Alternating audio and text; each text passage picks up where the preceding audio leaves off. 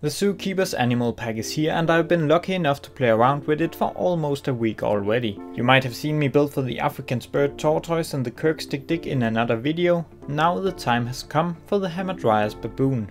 But I ended up also including an animal from the arid animal pack in this build, just to spice things up a bit. I got the feeling we'll end up seeing a lot of habitats for this monkey, inspired by the classic cliff style exhibit type which were popular back in the days, and which you can still find many examples of in older zoos, especially in Europe. And I myself will also be taking inspiration from this type of exhibit design, but I want to see if I could do something different with it today. Therefore we are building a habitat in front of it for the Somali wild ass, and here we'll use a hidden barrier to create the illusion of them being within the same space. It probably wouldn't be impossible to just house these two species together, but I found it more fun to build it like this. These two habitats will be located right next to the Sahara area, as this is where these animals felt the most fitting, even though it is a bit more of a standalone display. What you might be able to sense here is that I'm planning out an indoor area for the baboons over here to the right, and then a barrier here in the front of the wild ass's habitat. This is going to work as a moat-like barrier with a low fence, again something a bit inspired by some old European zoos, and then we'll have the baboon cliff built down in what is basically a big hole in the ground, so the baboons can't get up and the asses won't be able to go down.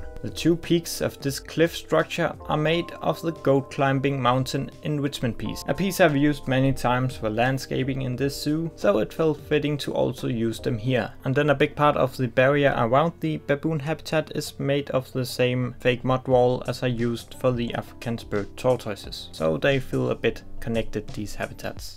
A lot of stuff needs to work the right way here, so I had to do a lot of testing of navigation and barriers and so on, much of which I have not included in the video. For the most part, the making of the baboon's indoor area is also left out, since I just changed it many times along the way, which gave me some messy recordings, and I did not have time to deal with it. And I do in fact also need to still decorate this indoor area some more. It is left mostly empty for now. And it's quite an important part, since this is where guests will really be able to get to see the baboons up close. So this part you might first get to see whenever I do a full tour of this zoo. Building 4 habitats and edit 2 videos in less than a week is no easy task. So I preferred to leave out some stuff to instead be able to focus on the more important aspects. While I'm very happy to be able to add these 3 new African species from the Zookeepers animal pack to the drylands, especially the tortoise and baboon, it didn't really help me with trying to finish up the zoo. Therefore I want to get them all done more or less at once, and I think I managed to do it without rushing the habitats too much. I'm quite satisfied with how they all turned out, even though there still is a bit of some loose ends with the baboon's indoor area and a few other things.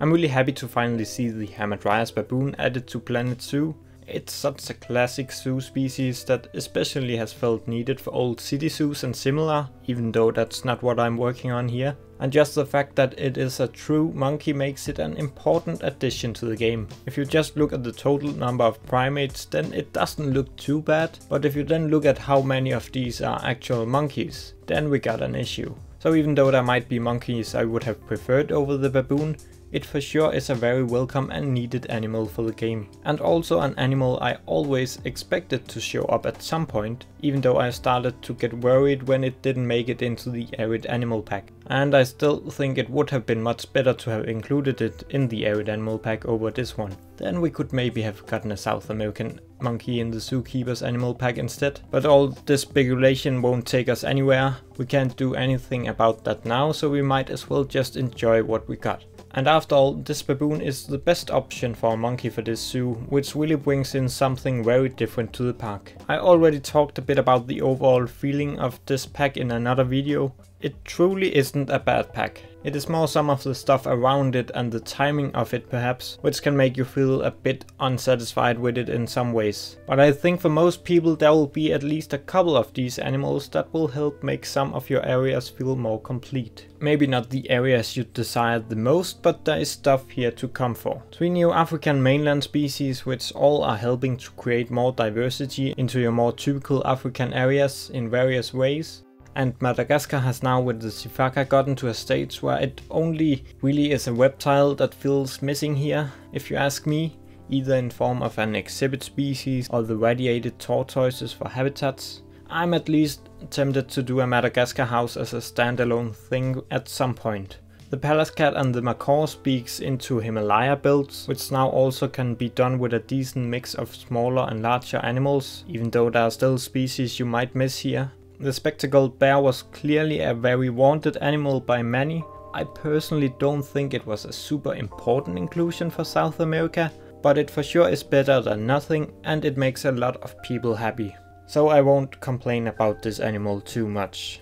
This pack does not fix the most obvious gaps in Planet Zoo's roster, but I really don't think any pack could do so at this point. I think these gaps require a sequel to really have a chance of reaching a satisfying level.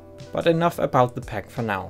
If you have seen my tutorial for realistic looking open plains, you'll see I'm now starting to use some of these techniques. Here I'm using some collections of grass pieces I've used somewhere else in this park, and now I'm using these to decorate the wild ass area here. But if you're curious to learn more about this technique I just quickly showed some of here, then you should check out that video. As you might have noticed, for most of the back part of this enclosure, I've just used some of the standard barriers. I did later add some poles to them to just give them a bit of a design feel to them, but I think it's fine to just use these barriers for some animals, like a lot of the ungulate species they look quite realistic for, and it's just much easier than to always make custom barriers, especially when it's just a thing in the back and you don't have to see them up close. And if you then just put a bit of foliage or other like natural landscaping behind it, it really blends in with the background. So don't be afraid to use this barrier sometimes, even though it might feel less creative than making your own. The rest of the video now will be about making a small stable for the asses here. It's really nothing special. There's a part where guests can look in, and then there'll be a bit of separation options in here in case you need to keep one of the animals on their own. I did add a bit to it after I ended the recording, and the same goes for both the baboons and the wild asses area. But we'll see how it all turned out in the cinematics in a moment. I at some point later on need to work a bit more on the baboons area because it doesn't really work too well. I think it seems like the animals sometimes will jump down from the cliff and then not really be able to get back onto it. But I just didn't have more time to deal with this now. So we'll keep it as it is for now, and then we'll fix all these minor details when I try to finish up this zoo completely. We'll see when that happens. I'm glad you managed to find your way to this video among all the great early access videos that will be out today. If you haven't seen it yet, then make sure to also watch me build for the African spurred tortoise and the Kirk's Dik-Dik in the video I uploaded a few hours ago, in case this video got out on time at least. And a big thank you to all of you who stopped by here today. I hope you want to drop by again another time. Make sure to subscribe to the channel if that is the case. And now that I finally got this video out, I'll have time to go and watch some of my fellow content creators' videos to see all the things I didn't have time for myself, because I spent most of the time working on these 3 habitats, and I'm a little nervous how that Sifaka turned out. Thank you for stopping by, and now we'll jump to the cinematics.